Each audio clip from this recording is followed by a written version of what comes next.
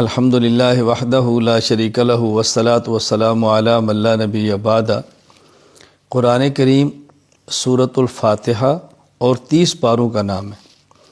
سورۃ الفاتحہ فتح سے ہے، قرآن کریم کو کھولا جا رہا ہے، قرآن کریم کا آغاز کیا جا رہا ہے، اس لیے سورت کا نام سورۃ الفاتحہ ہے۔ اور اس سورت کا ایک معروف نام سورۃ ام الکتاب، ام القرآن ہے، یعنی قرآن کریم کا خلاصہ۔ قرآن کریم میں اللہ رب العزت نے 6 مضامین کو تفصیل کے ساتھ بیان فرمایا ہے۔ نمبر 1 توحید، نمبر 2 رسالت، نمبر 3 قیامت، نمبر 4 احکام، نمبر 5 ماننے والے، نمبر 6 نہ ماننے والے۔ اور ان 6 کا خلاصہ سورۃ الفاتحہ میں اللہ رب العزت نے بیان فرما دیا ہے۔ الحمدللہ رب العالمین الرحمن الرحیم، اس میں توحید کو بیان فرمایا۔ مالک یوم الدین، اس میں قیامت کو بیان فرمایا۔ ایاک نعبد و ایاک نستعین، اس میں احکام کو بیان فرمایا۔ صراط الذین انعمت علیہم، اس میں رسالت کو بیان فرمایا اور ماننے والوں کو بیان فرمایا۔ غیر المغضوب علیہم ولا الضالین، اور اس میں نہ ماننے والوں کو بیان فرمایا۔ ماننے والوں کے لیے ایک ہی قسم کا لفظ لایا گیا، الذین انعمت علیہم، یہ اعتماد کرتے ہیں اور مانتے ہیں۔ اور نہ ماننے والوں کے لیے 2 لفظ لائے، نمبر 1 مغضوب، نمبر 2 ضال۔ جو شخص ضد کی وجہ سے نہ مانے وہ مغضوب کے اندر شامل ہے، اور جو لا علمی کی وجہ سے نہ مانے وہ ضال کے اندر شامل ہے۔ تو دونوں قسم کا اللہ رب العزت نے ذکر فرما دیا۔ سورۃ البقرہ، بقرہ کو عربی زبان میں گائے کو بقرہ کہتے ہیں، تو اس میں چونکہ گائے کا واقعہ ہے، قصہ ذکر کیا، اس لیے سورت کا نام سورۃ البقرہ ہے۔ اس میں سب سے پہلے حروف مقطعات ہیں، الف لام میم۔ مقطعات، یہ مقطع کی جمع ہے، اور یہ قطعون سے، جس کا معنی کاٹنا، کیونکہ ان میں سے ہر حرف کو کاٹ کے الگ الگ پڑھا جاتا ہے، الف لام میم، اس لیے ان کو حروف مقطعات کہتے ہیں۔ قرآن کریم کا پہلا پارہ جس کا آغاز الف لام میم سے کیا جا رہا ہے، اس کا معنی اللہ کی ذات کے علاوہ کوئی نہیں جانتا۔ اس کی بنیادی حکمت ایک تو قرآن کریم کی فصاحت کو بیان کرنا ہے، بلاغت کو۔ عربوں کو چیلنج کیا جا رہا ہے۔ الف لام میم 3 حروف پر مشتمل چھوٹی سی آیت بن جاتی ہے، اور اس آیت کا مقابلہ 3 حروف پر جو مشتمل ایک لفظ ہے، اس کا بھی سارے عرب مل کر نہیں کر سکے۔ پھر ان کا معنی چونکہ دنیا میں جانتا ہی کوئی نہیں، تو یہ سمجھانا مقصود ہے قرآن کریم اسی شخص پہ کھل سکتا ہے جو سب سے پہلے اپنی عاجزی، اللہ کی طاقت، قدرت، اللہ کے علم کا اعتراف کرتا ہے۔ ایمان والوں کی چند ایک صفات کا ذکر فرمایا۔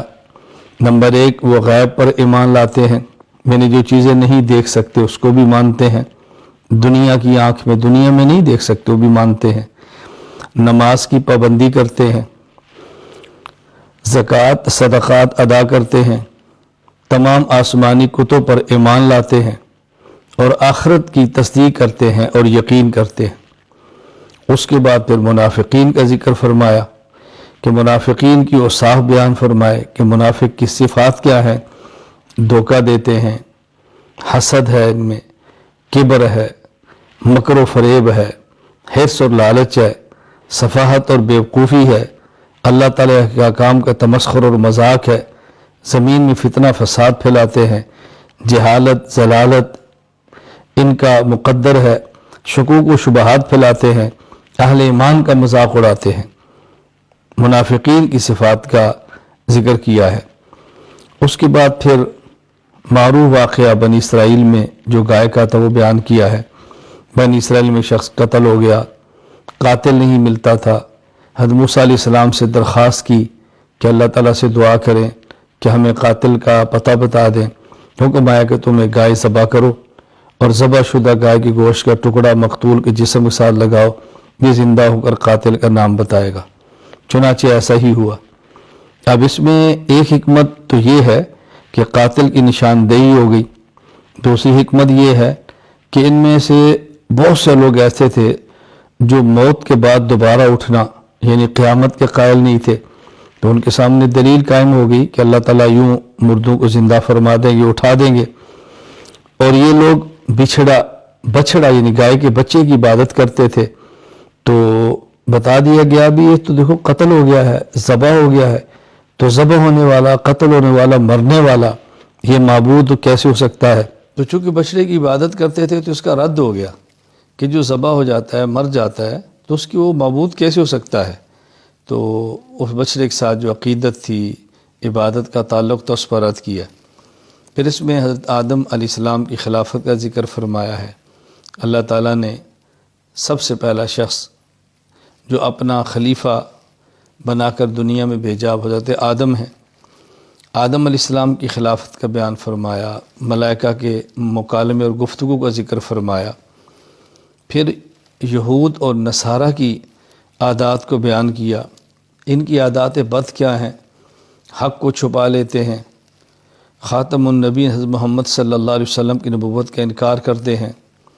ان میں سے کئی لوگ بچڑے کی عبادت کر رہے ہیں، اور یہ لوگ نبی کے سمجھانے کے باوجود باز نہیں آئے اور تکبر کے ساتھ بستیوں میں داخل ہو رہے ہیں، حرص کرتے ہیں، طمع کرتے ہیں، انبیاء کرام علیہ السلام کو ناحق قتل کرتے ہیں، اپنے ہاتھ کو بار بار توڑتے ہیں، قرآن کریم کا انکار کرتے ہیں اور آسمانی کتابوں میں تحریف کرتے ہیں۔ تو یہ چیزیں بیان فرمائیں۔ ان تمام چیزوں کے بیان کرنے کا مقصد کیا ہے کہ جو اچھے اوصاف ہیں مومنین کے، اس کو ہم نے اختیار کرنا ہے، اور جو گندے اوصاف ہیں منافقین کے، یہود کے، نصارہ کے، اس سے ہم نے بچنا ہے۔ اچھی عادات کو اختیار کرنا ہے اور بری عادات سے ہم نے دور رہنا ہے۔